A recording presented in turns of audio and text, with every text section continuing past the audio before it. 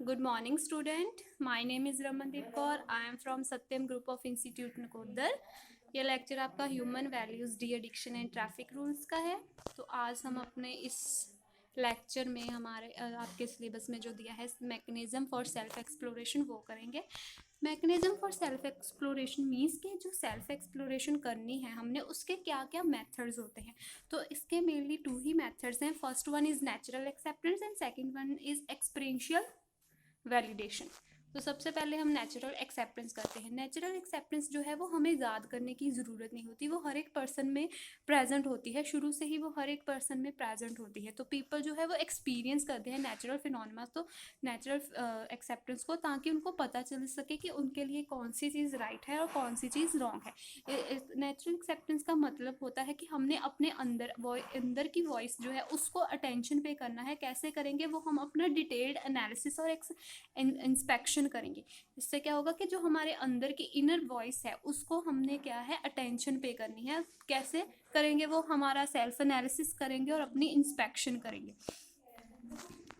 Next is जो individual, जो natural acceptance होती है वो सिर्फ और सिर्फ किसी एक इंडिविजुअल में ही नहीं कन्फाइंड होती, वो पूरे उसके जो पीपल उसके अराउंड है, उसका वर्किंग इन्वायरमेंट है, वहाँ पर भी नेचुरल एक्सेप्टेंस होती है। अगर जो पर्सन है वो गाइड कर सकता है अपने आप को कि उसने सिर्फ और सिर्फ पॉजिटिव आस्पेक्ट हैं जो उन पर ही जो है फोकस करना है, तो इससे क्या होगा कि वो गुड रिलेशनशिप दूसरे पर्सन के साथ जो एक गुड रिलेशनशिप बिल्ड कर सकता है। और दूसरी साइड अगर वो सिर्फ और सिर्फ क्रिटिसाइज करता है, दूसरों में सिर्फ और सिर्फ प्रॉब्लम्स निकालता है, तो उसका जो रिलेशनशिप है दूसरों के साथ वो अभी या फ्यूचर में कभी ना कभी तो वो रिलेशनशिप जो है वो खराब हो जाएगा। नेक्स्ट इज फॉर एग्जाम्पल, अगर पीपल मुझे कह रहे हैं कि मुझे दूसरे पर्सन, जो दूसरे रिलीजन्स के पर्सन है, कास्ट के पर्सन है, उनके साथ जो है भेदभाव करना है, उनके साथ उन पर शक करना है, सस्पेक्ट करना है उनको, तो उसको हम क्या है नेचुरल एक्सेप्टेंस नहीं बोल सकते। अगर मैं ऑनेस्टली अपने आप को ये क्वेश्चन पूछूं तो जो मेरा जवाब होगा वो बिलीव्स एंड एक्सटर्नल इन्फ्लुएंसेस से वो अफेक्ट नहीं होगा। उसकी हम परवाह नहीं करेंगे। जो बिलीव्स हैं, जो लोगों के बिलीव्स हैं कि हमने उनके साथ भेदभाव करना है, तो मेरा जो जवाब होगा वो उन चीज़ों के ऊपर बेस्ड नहीं होगा। Next is characteristics of natural acceptance. Natural acceptance के क्या क्या फीचर हैं, क्या क्या नेचर है।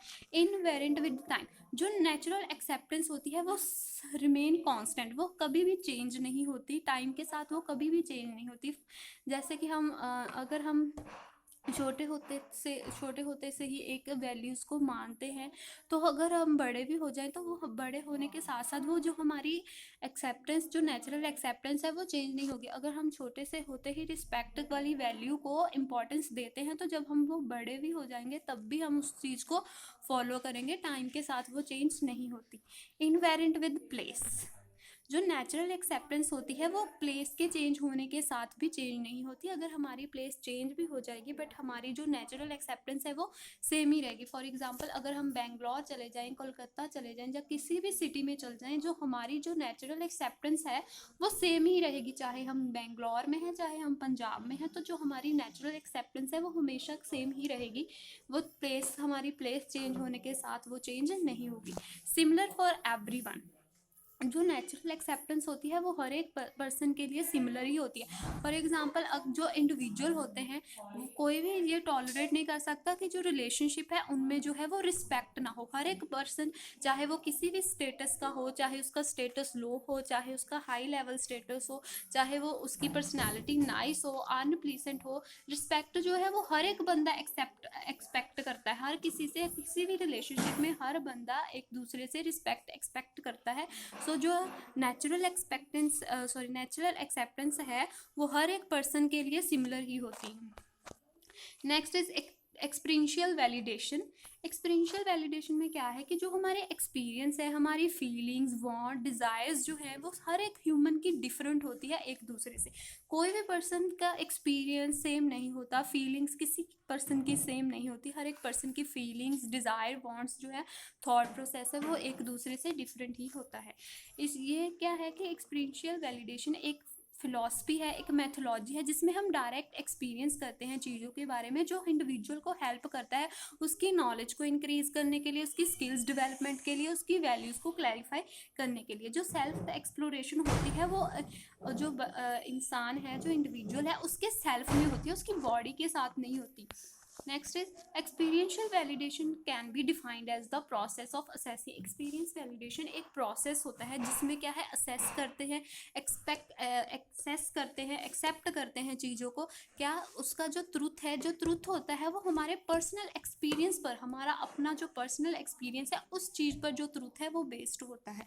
ये एक फिनोमेना होता है जिसमें क्या है कि इंडिविजुअल जो है वो रियलिटी को कंफर्म करता है कि उसकी जो प्रैक्टिकली लाइफ में उसके जो एक्सपीरियंस हुए हैं उस पर जो हमारा रियलिटी है वो किस चीज़ पर कंफर्म होती है, हम पर्सन के, इंडिविजुअल के एक्सपीरियंस जो उसने अपनी लाइफ में किए हैं। Next is the experience is called as अनुभव।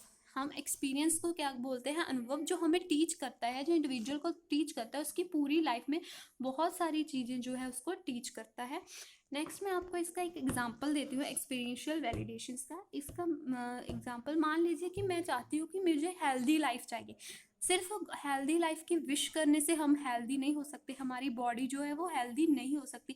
उसके लिए क्या होगा कि हमें वो चीज़ एक्सपीरियंस करनी होगी, उसके लिए हमें उसका मीनिंग जानना पड़ेगा कि व्हाट इज़ हेल्थ, हेल्थ क्या है। तो फिर उसके लिए हमें उस चीज़ को अचीव करने के लिए, गुड हेल्थ को अचीव करने के लिए हमें एक्सपीरियंस करना पड़ेगा कि कौन सी चीज़ ज़रूरत है। फॉर एग्जाम्पल हमें कैसा फूड कंज्यूम करना है, हमारा डेली का वर्कआउट कैसा होगा। सो बिना गुड हेल्थ का मीनिंग जाने हम उसको अचीव नहीं कर सकते। तो इसलिए ये ज़रूरी है कि गुड हेल्थ अचीव करने के लिए सबसे पहले हमें चीज़ों का एक्सपीरियंस करना पड़ेगा कि गुड हेल्थ का मीनिंग क्या है, उसके लिए हमें क्या करना पड़ेगा। तो वो सारी चीज़ें जो हैं वो हमारे एक्सपीरियंस पर बेस्ड होगी। सो क्लास, आई होप आपको ये लेक्चर समझ आया होगा। अगर आपको कोई भी प्रॉब्लम आए तो आप हमसे पूछ सकते हो, मुझे कांटेक्ट कर सकते हो अगर आपको किसी भी टॉपिक में कोई प्रॉब्लम है। Thank you class.